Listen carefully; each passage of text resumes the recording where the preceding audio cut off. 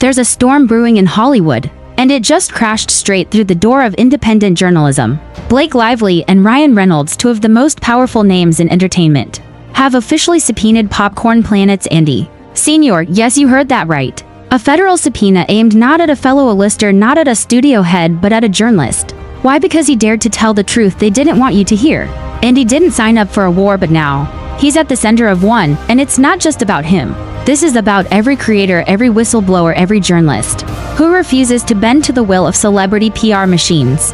This is about the right to protect sources, to report fearlessly, and to not be trampled by wealth and influence. The subpoena demands private communications sources and internal records. All for what? Because Blake and Ryan don't like the narrative. Because someone dared to challenge their carefully curated image. Make no mistake, this isn't just legal intimidation. It's a warning shot to the entire independent media space. Speak out and we will come for you. But Andy's not backing down, not now, not ever. The dragons have been summoned, and this time they're breathing fire. Blake Lively just made a massive mistake, because now it's war. When a celebrity tries to use their wealth and power to silence independent voices, it's not just overreach, it's a full-blown attack on the freedom of the press. And guess what? It backfired. Because not only did she serve a federal subpoena to an independent journalist, she tried to make it look like he was part of some shadowy conspiracy just for reporting the truth. This isn't just about one YouTuber or one video, this is about whistleblowers terrified to speak out. It's about celebrities using the media machine to bury anyone who dares to ask questions. And now the stakes couldn't be higher. Crew members are speaking out, a documentary is being made, and instead of addressing the real issue, Blake and Ryan are trying to rewrite the entire narrative by dragging creators into legal chaos. Why? Because they're desperate. Desperate to control the story, desperate to crush dissent, desperate to make sure no one sees what's coming next. But this time it won't work.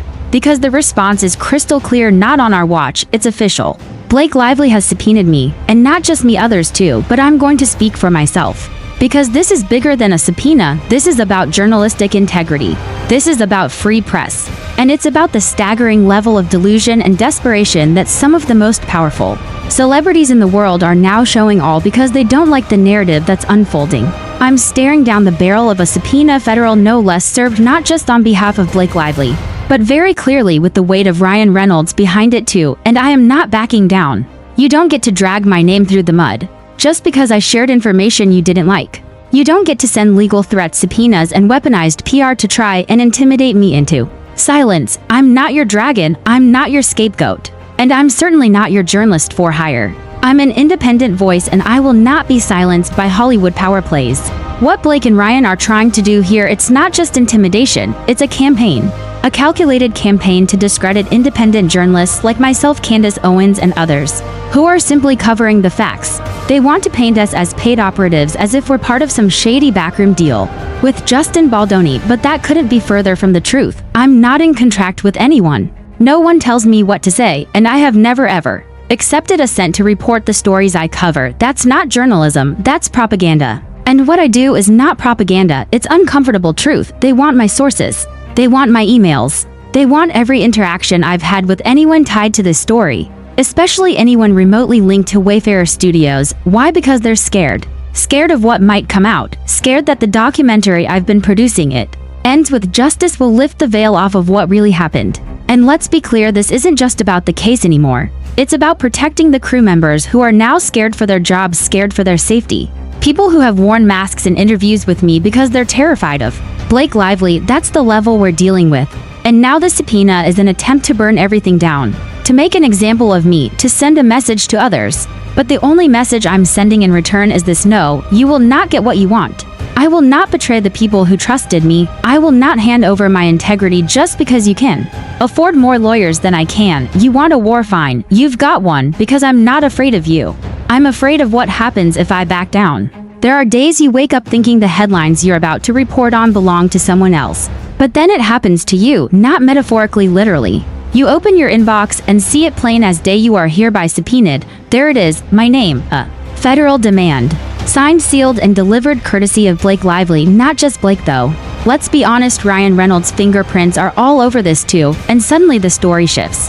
The cameras turn, and instead of covering the chaos, you become the chaos. But let me say this as clearly and calmly as I can: I will not be intimidated. They want to drag my name, they want to ruin my credibility, they want to scare me into submission. But what they didn't expect is that this won't work on me, because this isn't just about me. It's about every independent voice out there that refuses to bow to celebrity pressure. It's about the whistleblowers who trusted me, who came to me in confidence to tell their story. And it's about the fundamental rights that every journalist, no matter how big or small their platform, is entitled to the right to protect sources, to report freely, and to stand up against powerful figures who would rather rewrite reality than face it. Let's rewind for a moment, because this didn't just fall out of the sky. This came on the heels of something massive: my involvement in producing a documentary titled It Ends with Justice. The film, currently in production, pulls back the curtain on what's really been happening behind the scenes at Wayfarer Studios, on the set of It Ends With Us, and most of all within the PR and legal circus that's now engulfed Blake Lively and Ryan Reynolds. I've been on this case for months, gathering testimony, interviewing whistleblowers, some of whom were so afraid that they chose to wear masks to conceal their identities. That's not hyperbole, that's fear, real chilling, career-destroying fear. And now those same people are under threat because of me, because I was subpoenaed, because my records, my correspondence, and even my personal emails are now under siege. Blake Lively's legal team wants everything, every mention, every name, every interaction. All because I dared to tell the other side of the story, all because I refused to buy the perfectly polished PR narrative being sold to the public. And the hypocrisy is staggering. The same celebrities who cry foul about invasive media, about respecting privacy, are the ones now trying to obliterate mine. The same people who market themselves as champions of women's rights, mental health, and journalistic integrity are now weaponizing the legal system to hunt down journalists like me, Candace Owens, and Paris Hilton, not because we lied, not because we fabricated, but because we reported. That's what's so outrageous here. TMZ knew before I did. Think about that. TMZ had the scoop before my own process server arrived. How does that happen? Who tipped them off the moment that email from TMZ landed in my inbox asking for comment on a subpoena I hadn't even received yet? The playbook became crystal clear. This isn't just legal. It's coordinated, it's strategic, it's Hollywood at its most insidious. The objective isn't justice, it's intimidation, control, optics. It's about winning the narrative, and I'm not going to pretend I didn't see it coming. From the moment I began digging into the It Ends With Us chaos, into the conflicting accounts, the redacted testimony, the strange disappearances from press events, I knew I was stepping into a war zone. But I believed, and still believe, that truth matters more than convenience, that journalism, real journalism, is supposed to be disruptive, that our job is not to protect the powerful but to hold them accountable, even when the powerful are the ones grinning at us from magazine covers. So when the subpoena arrived, I wasn't scared, I was angry, furious. Not just for me, but for the people they're trying to silence. For the crew members who gave everything to a film, only to be dismissed and discredited. For the insiders who risked their careers to speak out. For the journalists who didn't have a platform like mine, and were crushed under the weight of similar legal threats. Let's talk about what they're really asking for. It's not just a few emails. They want a complete dossier of my coverage. Every conversation, every source, every bit of evidence or hearsay I've gathered in the past year, tied to Wayfarer or Justin Baldoni. They want to know who tipped me off, who I spoke to, what we said, who said what, where the quotes came from. What they really want is to scare people into silence. They want me to hand over my entire internal process as a journalist, so they can go after the people behind it. I will not do that. Not because I have something to hide. I stand by everything I've reported, but because once you give up one source, the rest disappear. Once you betray one whistleblower, no one else comes forward. That's how censorship starts. That's how free speech dies, not with an explosion, but with a slow, grinding erosion of trust. And I won't be a part of that. Blake and Ryan aren't just celebrities anymore. They're wielding their influence like a weapon.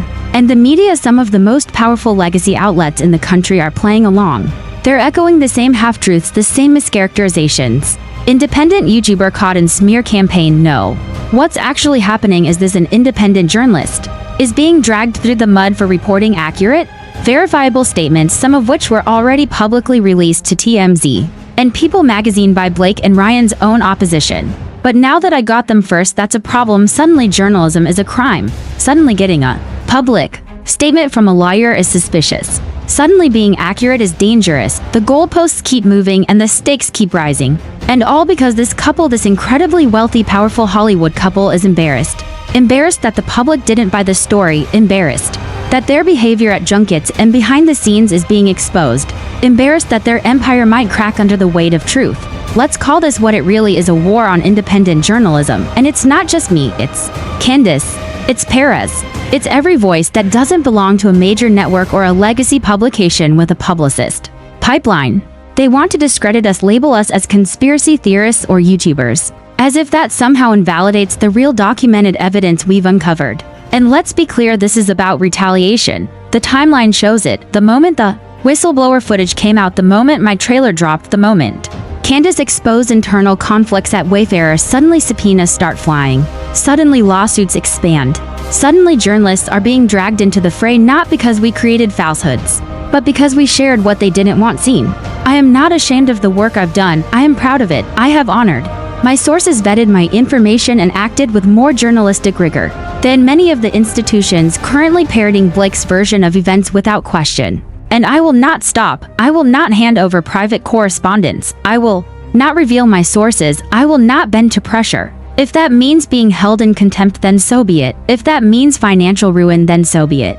Because what I lose personally cannot compare to what we all lose collectively. If we allow this to become normal, they want silence, I choose to roar. A subpoena was sent, but it wasn't just paperwork. It was a shot fired in a broader war against whistleblowers, against independent creators, against the rising tide of truth that Blake Lively and Ryan Reynolds clearly can't control. What they didn't anticipate was that their attempt to silence Andy Sr. didn't crush his platform. It amplified his voice. What was meant to intimidate has only invigorated. What was meant to suppress has sparked a movement. This moment, this subpoena has become something symbolic, not just a legal maneuver. It has become a line in the sand, a moment of defiance, a point of no return. Because when the rich and powerful deploy legal firepower against everyday people, against independent media, against creators who are merely documenting uncomfortable truths, they reveal who they really are, and it's not the glamorous image they've cultivated. It's not the curated couple posing on red carpets. It's something far more sinister, desperate, fragile. Blake Lively and Ryan Reynolds may have expected a PR slam dunk. What they got instead was a grassroots uprising of voices saying no more bullying, no more silencing dissent, no more weaponizing influence to bury narratives that don't serve them. And let's not forget what's at the core of all this: journalistic freedom, the right to protect sources. The sacred trust between whistleblower and storyteller. Blake and Ryan aren't just coming after one person, they're coming after the idea that truth can live outside of legacy media.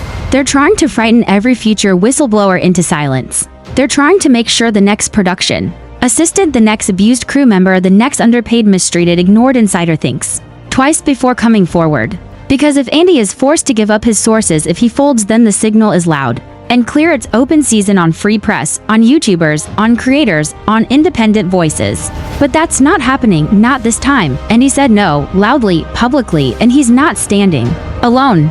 Support has poured in from all corners, from viewers, from fellow creators, from attorneys, from people who recognize that this case is bigger than celebrity drama. It's a battleground for truth, and you can feel it, can't you? The shift, the loss of control from the Hollywood elite, the frustration from those who have for too long been able to sculpt the narrative through NDA letters, publicists, and glossy magazine spreads. Blake and Ryan are watching a new media rise, one that doesn't play by their rules, and it terrifies them. So here's what's going to happen next. The fight will continue. In courtrooms, yes, but more importantly in public discourse, in videos, in documentaries, in every conversation that refuses to let the powerful dictate what can and can't be said. The documentary, it ends with justice is still being made. New interviews are being recorded, new voices are stepping forward. And they're stepping forward because they know they will be protected. Because Andy and others like him have made that promise, and they intend to keep it even if it costs them everything. This case is no longer about just one movie. It's no longer about one actress's alleged bad behavior on set. It's about power. It's about integrity. It's about what kind of society we want to live in. One where truth is protected or one where it is punished. Blake Lively and Ryan Reynolds may have legal teams. They may have crisis PR experts. They may have relationships with TMZ and people and the legacy media that's desperate to stay in their good graces. But what they don't have and what they'll never be able to buy is public trust. Not anymore. That trust has shifted. It belongs to the independent creators, the people who pick up their cameras, their microphones, And their voices not because someone paid them to, but because they're chasing something bigger, something real. And if you're watching this, if you're reading this, if you're following this story, you're already part of that shift. You're already part of the movement. You're standing in that crowd that refuses to bow. The subpoenas may keep coming. The smear campaigns may get nastier. The pressure may intensify, but so will the resistance. Andy Sr. has drawn his line, and he's not stepping back. Not now, not ever. And if Blake and Ryan thought this would end quietly, they were wrong. This is just the beginning. So if you've made it this far, you already know this isn't just a celebrity drama anymore. It's a full-blown reckoning. And if Blake Lively and Ryan Reynolds thought subpoenaing Andy Sr. would shut down the story, they miscalculated big time, because now the whole world is watching. The truth is out, and the creators aren't backing down. Not today, not tomorrow, not ever. This fight is about more than fame, it's about freedom. And what comes next could rewrite the rules of Hollywood forever. And let me say this clearly to Blake Lively, Ryan Reynolds, and every single one of you watching from behind legal teams, PR war rooms, and multi-million-dollar mansions. We see you. We see your power plays. We see the fear in your eyes masked as arrogance. And we see the lengths you're willing to go to protect the image, even if it means trying to silence the truth. But let me remind you, truth doesn't flinch. Truth doesn't cower when served a subpoena. Truth isn't afraid of your red carpets, your media connections, or your millions. This isn't about one man being served. It's about all of us, every independent journalist, every whistleblower, every content creator who dared to speak the truth when the mainstream media stayed silent. It's about those of us who refused to be bought, who refused to toe the Hollywood line, and who refused to betray the people who trusted us with their stories. And Blake, Ryan, if you think subpoenas will stop this story, you've just made it bigger. You've poured gasoline on a fire you thought you could smother. With silence, the documentary is happening, the sources are protected, and your attempt to bully, bankrupt, and intimidate the truth out of people has only made the public hungrier for answers. So here's the final word: this fight is not about gossip, it's about power, control, silence, and the people who are willing to risk everything to break that silence. If Blake and Ryan were hoping this subpoena would shut the door on the truth, they just kicked it wide open. The reckoning has only just begun.